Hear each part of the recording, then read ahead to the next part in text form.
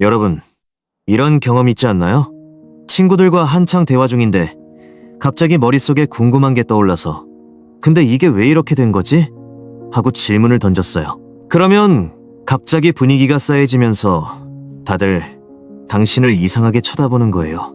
아니면 혼자 깊이 생각하다가 내가 너무 복잡하게 보는 걸까?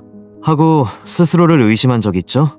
질문 하나 던졌을 뿐인데 오히려 사람들과 멀어지는 기분이 들 때가 있잖아요. 혹시 그래서 질문을 꺼리게 된 적도 있나요? 이건 여러분만 느끼는 게 아니에요. 사실 질문하는 행위는 단순한 호기심 이상이에요. 그건 우리를 더 똑똑하게 만들기도 하지만 동시에 세상과 충돌하게 만드는 힘이 있죠. 오늘 이 영상에서 우리는 한 사람의 이야기를 통해 그 이유를 파헤쳐 볼 겁니다. 그 주인공은 바로 소크라테스. 그는 질문으로 세상을 뒤흔들었고 그 대가로 목숨까지 잃었어요. 그런데 왜일까요? 질문이 왜 그렇게 강력하고 또 왜 위험한 걸까요? 그리고 그게 우리 삶에 어떤 의미가 있을까요? 자, 이제 소크라테스의 세계로 들어가 볼게요. 소크라테스는 기원전 469년에 태어난 철학자예요. 고대 아테네, 그러니까 민주주의가 태동하던 시절의 인물이에요. 근데 이 사람, 우리가 생각하는 전형적인 위대한 철학자 이미지와는 좀 달랐어요. 잘생기지도 않았고 돈도 없어요. 그냥 맨발로 아테네 거리를 돌아다니며 사람들과 대화하는 괴짜였죠. 그의 무기는 펜이나 책이 아니라 질문이었어요. 상상해보세요. 소크라테스가 시장에서 누군가를 붙잡고 이렇게 묻는 거예요. 너는 왜 그렇게 사는 거야? 행복이 뭔데? 정의란 게 정말 존재한다고 생각해? 사람들은 처음엔 웃으면서 대답했겠죠. 행복? 잘 먹고 잘 살면 되지. 근데 소크라테스는 거기서 멈추지 않았어요. 잘 먹고 잘 산다는 게 뭔데? 그게 정말 행복이 맞아? 이런 식으로 계속 파고들었어요. 당시 아테네는 민주주의의 중심지였어요. 시민들이 모여서 토론하고 법을 만들고 자랑스러운 도시였죠. 근데 소크라테스는 그 민주주의가 완벽하다고 보지 않았어요. 그는 사람들이 당연하게 받아들이는 것들, 정의, 도덕, 신앙에 대해 의심했어요. 그리고 그 의심을 질문으로 바꿔 사람들에게 던졌죠. 근데 이게 문제가 됐어요. 사람들은 그의 질문에 점점 짜증을 냈어요. 왜냐?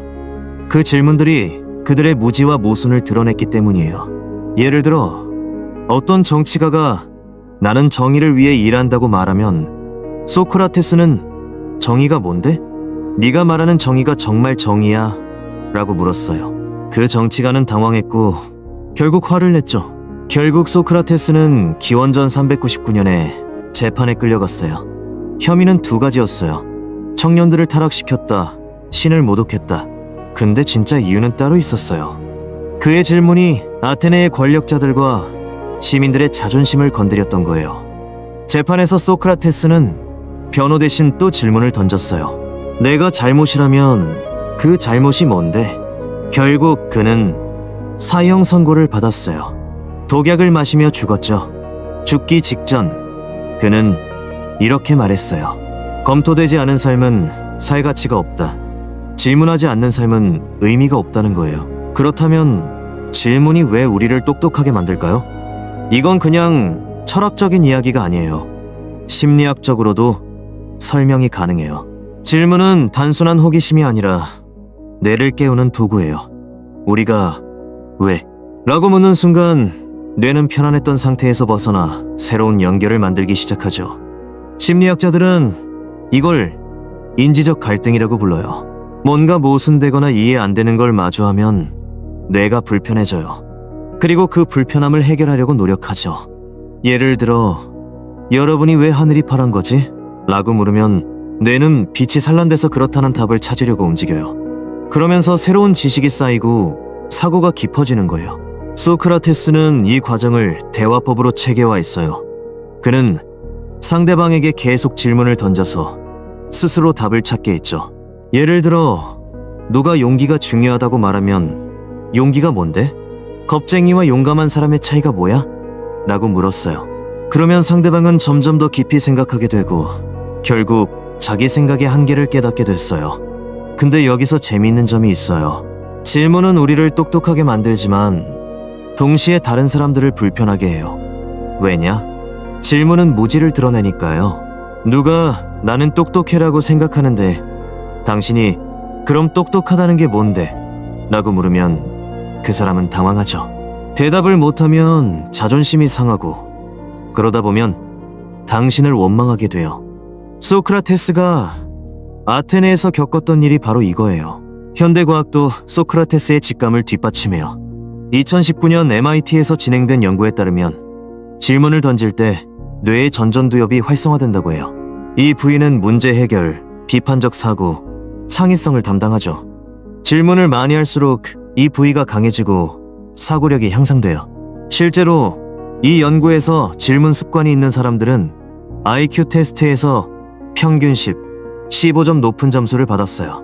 더 놀라운 건 질문이 뇌의 기본 모드 네트워크를 깨운다는 거예요. 이 네트워크는 우리가 멍 때리거나 아무 생각 없이 있을 때 작동해요. 근데 질문을 던지는 순간 뇌가 수동적 상태에서 능동적으로 바뀌죠. 예를 들어, 왜 물은 투명할까? 라고 생각하면 뇌가 과학적 설명을 찾으려고 움직여요. 이 과정에서 새로운 신경 연결이 만들어지고 뇌가 더 유연해지는 거예요.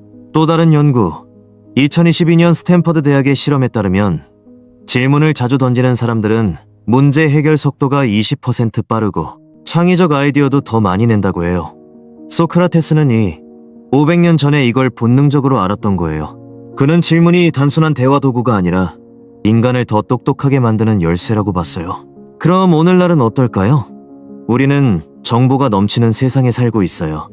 유튜브, 구글, 챗 GPT, 궁금한 건 뭐든 몇 초 만에 답을 찾을 수 있죠.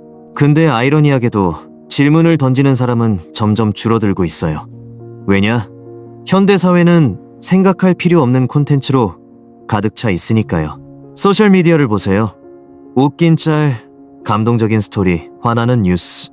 이런 것들은 우리에게 질문을 요구하지 않아요. 그냥 소비하고 넘어가면 돼요. 알고리즘도 마찬가지예요. 여러분이 깊이 있는 다큐멘터리를 찾아도 결국엔 10초짜리 릴스가 추천되죠. 왜냐? 그게 더 쉽게 클릭되고 더 빨리 퍼지니까요. 현대사회에서 소크라테스 같은 사람은 어떻게 보일까요? 직장에서 이 규칙이 왜 필요한가요? 라고 물으면 상사가 그냥 하라는 대로 해라고 대답할 가능성이 높아요. 학교에서도 비슷해요. 선생님이 이건 외워라고 하면 왜 외워야 해요? 라고 묻는 학생은 가끔 문제아로 찍히죠. 질문은 불편하니까요. 근데 여기서 반전이 있어요. 질문을 던지는 사람들은 결국 성공해요. 스티브 잡스는 왜 컴퓨터가 더 단순해질 수 없는가? 라는 질문을 던졌고 그 결과 애플을 만들었어요. 앨런 머스크는 왜 우주여행이 불가능해야 하나? 라고 물었고 스페이스 X를 세웠죠. 제프 베조스는 왜 책을 온라인으로 못 팔까? 라는 질문에서 아마존을 시작했어요. 질문은 혁신의 씨앗이에요. 소크라테스가 살던 시대나 지금이나 질문하는 사람은 세상을 바꿔요. 그렇다고 질문이 늘 환영받는 건 아니에요. 소크라테스의 삶이 그걸 증명하죠. 그는 질문으로 사람들을 깨웠지만 동시에 적을 만들었어요. 왜냐? 질문은 권위와 질서를 흔들어요.